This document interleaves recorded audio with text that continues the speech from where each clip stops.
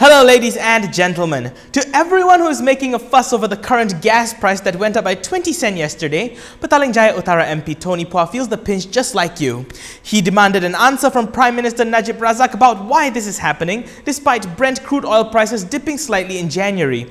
To which the Barisan Nasional Strategic Communications team responded to him that, hey, you don't put crude oil in your car, you put refined gasoline in your car. And that petrol prices at the pump are determined by the monthly average of refined oil, not crude oil. Still upset?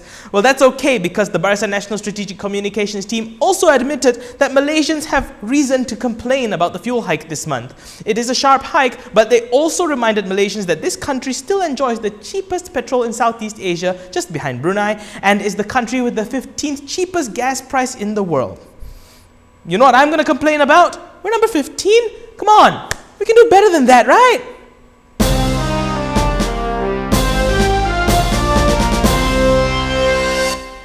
You want to know who else is still complaining? That's right, Tony Pua. That answer just wasn't enough for him. First he said that it wasn't a straightforward answer, but then decided, okay, let's fight math with math, since that's what we Asians are known for anyway. The statement from the BN Strategic Communications team said that the pump prices are calculated from the average refined oil prices measured by the Singapore means of Platts. There was indeed an increase in the price of unleaded 95 gasoline in the December of 2016. It was 41.86 cents to the litre. In January, it was 43.28 cents to the litre. This change, according to Tony Pua, who prorated it against the exchange rate of the US dollar against the ringgit for December and January, saw a mere increase of just 3.8 Malaysian sen, prompting Tony to dig further and asked how a 20-cent hike could be justified for an increase of less than 4 sen.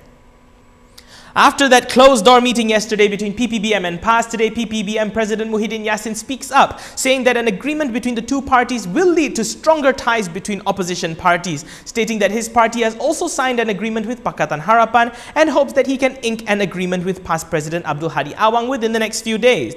If you think that things are going to get awkward, the PAS Research Center Director Zudi Marzuki kinda shares your statement.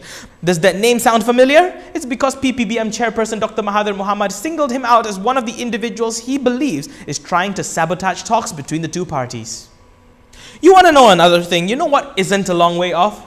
The next general elections. Now, if we continue to follow the leaked photograph from last week, it means that we're 147 days away from choosing our next government.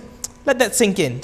Now, since we're on the topic of elections, the one for the Tanjung Datu state seat over in Sarawak is up for grabs, with nominations to be open this Saturday from 9 AM to 10 AM. Yes, 1 hour, not 9 AM to 10 PM. The Election Commission told Bernama that 7 people purchased 14 sets of nomination forms as of today. The state seat fell vacant when its incumbent, the former Chief Minister of Sarawak, Adnan Satem, passed away last month after succumbing to heart complications. Parti Amanah Negara Secretary General Anwar Tahir said that the party will not contest in the by-election, while Parti Pesaka Bumiputra Bersatu, a Barisan Nasional component party, has announced that they will field Adnan's widow Jamila Anu as its candidate. Sungai Besar UMNO Division Chief Jamal Yunus were among 10 people arrested today over allegations of gang robbery. This is in connection with the raids that Jamal conducted on entertainment outlets late last year, which he claimed to be gambling dens. Jamal was picked up by the police at his home in Ampang, and police will be applying for a remand order tomorrow. Selangor Police Chief Fadzil Ahmad says that the places raided by Jamal were licensed entertainment outlets with permits from the Ampang Jaya Municipal Council, and that his claims about them being illicit gambling dens is another matter altogether. The police are investigating this case under Section 395 of the Penal Code for gang robbery after receiving several reports that some people had lost their belongings during the raids. And that's the last of the fact sheet today. What's your take on the petrol hike?